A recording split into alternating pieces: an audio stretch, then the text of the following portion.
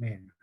Buenos días, hermanos. Hoy estaba listo el hermano Jonathan, pero el problema es la electricidad. Él se había comunicado conmigo desde ayer que han tenido más dificultad todavía con lo de la electricidad. Entonces, vamos a estudiar hoy, corresponde el capítulo 3 de Lucas. Este capítulo, que dije es muy rico, tiene, digamos, tres porciones importantes. Una es el ministerio de Juan el Bautista y el otro es el bautismo del Señor Jesús y la tercera, la genealogía del Señor Jesús. ¿Sí? Vamos a tratar de encontrar aquí unas lecciones para nosotros. Vamos a leer desde el versículo 1. En el año 15 del reino de Tiberio César, Poncio Pilato gobernaba la provincia de Judea. Herodes era tetrarca en Galilea, su hermano Felipe en Iturea y Traconite y Lisanias en Abilene. El sumo sacerdocio lo ejercían Anás y Caifás. En aquel entonces la palabra de Dios llegó a Juan, hijo de Zacarías, en el desierto. Juan recorría toda la región del Jordán predicando el bautismo de arrepentimiento para perdón de pecados. Juan se le conoce como un precursor. Ya vamos a hablar de eso, que es un precursor. Pero déjeme señalar aquí varias cosas interesantes porque menciona unos personajes aquí. Menciona a Tiberio, que era el César, emperador romano, a Poncio Pilato, que era el gobernador de la provincia, Herodes y sus hermanos, Felipe y Lisanias, tetrarcas, y luego el sacerdocio que los sumos sacerdotes dice Anás y Caifás. El versículo 3 dice que Juan venía predicando el arrepentimiento, el bautismo de arrepentimiento para perdón de pecados. Que ya de entrada, déjenme decirles que el bautismo de Juan también estaba vinculado con el perdón de pecados. Siempre el bautismo es vinculado al perdón de pecados. Después lo han desvirtuado, algunas sectas lo han puesto como una cuestión opcional nomás, una cuestión de testimonio, pero no, siempre está vinculado al perdón de pecados. La mención de estos personajes, es que Lucas, como bien investigador, bien formado intelectualmente, quería darle un contexto histórico a su relato, que ya vemos desde el capítulo 1 cómo fue su esfuerzo, cómo fue que estaba indagando para presentar en orden todos los acontecimientos con respecto al Señor Jesús. Pero el hecho de nombrar a estas personas, este, lo que nos, lo que nos ofrece es que Jesús tiene un lugar en la historia secular. O sea que no es simplemente una cuestión de religión y alguna fábula, sino que tenía un contexto histórico, un espacio en el tiempo, un espacio en la historia, un espacio en las vidas de la gente. Y luego me gusta resaltar esa parte que dice que Juan, ¿qué relación tiene esto de que menciona a estas gentes y menciona el bautismo de arrepentimiento para el perdón de los pecados? Tiberio César era el emperador y siempre el emperador tenía era, como se dice, era um, cruel, déspotas la mayoría de las veces. No le importaba la gente, para nada. Y luego Poncio Pilato, que era el gobernador de parte de Roma ahí en Judea, él odiaba a los judíos, él inclusive odiaba a Jerusalén. Dicen que él solamente iba a Jerusalén en los tiempos de alguna fiesta, como la fiesta de la Pascua en la que fue ejecutado nuestro Señor Jesús. Él inclusive había establecido su palacio, su lugar de concentración de funciones en Cesarea. Entonces, fíjense como sigue hablando de las personas.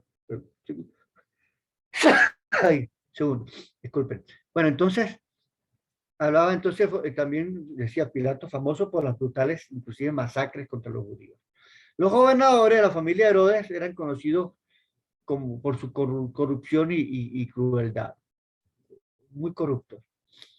Entonces, esto hace que los lectores originales de Lucas y nosotros después podamos estar en contacto con la corrupción y degradación moral del Imperio Romano y sobre todo en las provincias más distantes a Roma. Eso de la corrupción gubernamental, eso no vayan a pensar que es aquí nomás y que este tiempo, ¿no? Siempre pasa. Entonces, esa realidad histórica también le da un carácter a la predicación. ¿Okay?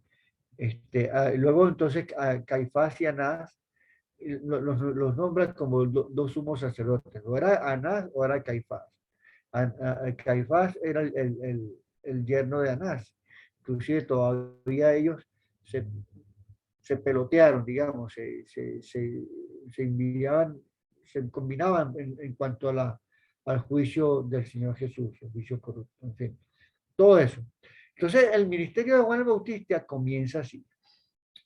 Y resaltemos lo siguiente, dice, el bautismo de arrepentimiento para el perdón de pecados. Si nosotros vemos el inicio del ministerio de Juan en Mateo dice, desde entonces comenzó Juan a predicar y a decir arrepentidos, porque el reino de los cielos se ha acercado. Eso creo que estaba en Mateo 3, exactamente. Arrepentidos porque el reino de los cielos se ha acercado. Juan, Marco lo relata como el principio del Evangelio, una voz que clama en el desierto. Y ahí viene la palabra precursor que hace un momento estaba mencionándoles. Un precursor es alguien que inicia o introduce ideas o teorías que se desarrollan en un tiempo futuro. Este era Juan el Bautista, un precursor de la redención, un precursor del mensaje del Evangelio mismo, que él era el que estaba predicando el Evangelio, ya según Marcos capítulo 1. Y aquí volviendo a Lucas, tal como lo parece también en Isaías y en Marcos, es voz que clama del desierto, preparad el camino del Señor, enderezar sus sendas, todo valle se rellenará y se bajará de todo monte y collado, los caminos torcidos serán enderezados y los caminos serán llenados y verá toda carne la salvación de Dios. Cuando se habla del arrepentimiento para el perdón de pecados, no habla de instalar simplemente otro reino, de dar una transición política como la gente está acostumbrando, no. El problema del mundo es el pecado.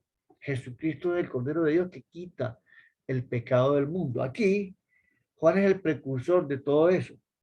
Y se ofrece la opción del arrepentimiento. Ahora, ¿qué es arrepentimiento? Arrepentimiento viene de la palabra metanoia. El prefijo meta tiene que ver con cambio, con transformación. Es el mismo prefijo para metamorfosis, metamorfos, que cambio de forma. La metanoia es cambio de mente, cambio de forma, de uno. Y el arrepentimiento el metanoia tiene que ver con arrepentirse del pecado, pero también de una transformación, de un cambio. Y yo creo que esto es lo que se sugiere aquí, porque fíjense que en el versículo 7 dice, cuando venían las multitudes a ser bautizados, Juan le dice, oh generación de víboras, ¿quién les enseñó a oír de la ira venidera? Y esto lo dice porque ve venir también a los fariseos y a los escribas. Les dice en el versículo 8, hagan frutos dignos de arrepentimiento y no vengan con el cuento de que son hijos de Abraham, porque Dios puede hacer hijo de Abraham aún de estas piedras. Y así que pónganse pila porque dice el versículo 9, el hacha está puesta a la raíz de los árboles, por tanto, todo árbol que no da un fruto es cortado y se echa en el fuego. Ahora, esta porción y esta manera de Juan predicar, esta manera de Juan presentarse ante la gente, el mensaje mismo, tan reacio, tan frontal, es propio de una persona que vive en el desierto, que viste como viste y come como come. Eso no le importaba mucho. Él era muy directo con eso. Jesús no, Jesús fue diferente. Y por eso la gente esperaba una persona más reaccionaria como Juan el Bautista. Sigamos leyendo. Dice, hagan fruto digno de arrepentimiento. Cuando Juan dice, hagan fruto digno de arrepentimiento, habla de arrepentimiento, ellos entienden que se está refiriendo a la metanoia, al arrepentimiento por el pecado, pero también a una especie de transformación, conversión. La metanoia, y cuando hablamos de arrepentimiento tenemos que pensar en el arrepentimiento por el pecado, la renuncia al pecado, pero también la conversión. No es suficiente con que me arrepiento y tal. Y vamos a ver eso. Dice en el versículo, la pregunta le pregunta, entonces, ¿qué vamos a hacer? La primera cosa que dice, el que tiene dos camisas, dele al que no tiene. Debe compartir con el resto que no tiene ninguna. El que tiene comida debe hacer lo mismo. Entonces vienen los recaudadores de impuestos, los publicanos, para que lo bautizara. Entonces me imagino, Juan, uy, ¿y esta gente qué? Entonces le pregunta, maestro, ¿y nosotros qué debemos hacer? Es decir, no cobren más de lo debido, le dice Juan el Bautista. Y entonces vienen los soldados del versículo 14, los soldados, viene el tombo ahí, el Guardia Nacional. ¿Y nosotros qué vamos a hacer? ¿Qué debemos hacer? No extorsionen a nadie. Olvídense de el cuánto hay para eso. O usted qué se dedica. Dice, ¿y qué debemos hacer? No extorsionen a nadie. A nadie ni hagan denuncias falsas. ¿Les parece familiar esto? Ni hagan denuncias falsas, dice. Más bien confórmense con lo que les pagan. Entonces la gente estaba a la expectativa. Déjeme, antes de pasar a esa parte que viene después de la expectativa de la gente, permítame sugerir algo. Fíjense que Juan viene predicando el bautismo de arrepentimiento para perdón de pecados. El perdón de pecados es también un resultado del arrepentimiento. Nosotros somos perdonados cuando procedemos a arrepentirnos. ¿Sí? Por eso la gente a la que ya Jesús había extendido el perdón desde la cruz, cuando dice, Padre, perdónalos porque no saben con lo que hacen. Aunque Jesús estaba dispuesto ya a ofrecer perdón, ellos todavía tenían que arrepentirse. Por eso Pedro, 50 días después, le dice, cuando ellos le preguntan qué vamos a hacer, bueno, nada, ya lo mataron. Arrepiéntense y bautícense en el nombre de Jesucristo para el perdón de pecados. O sea, si tú no te arrepientes, va a ser muy difícil que haya perdón. Y donde hay arrepentimiento, siempre debe haber perdón. Ahora, el arrepentimiento no es sentirse mal. Oye, no, que tengo aquí, soy egoísta con la gente. Entonces, no es suficiente. Tienes que dar. ¿Qué debo hacer? Oye, no cobren más de lo debido. ¿Y yo qué debo hacer? Me siento mal porque, oye, me he portado mal, me siento muy mal. No es solamente sentirse mal.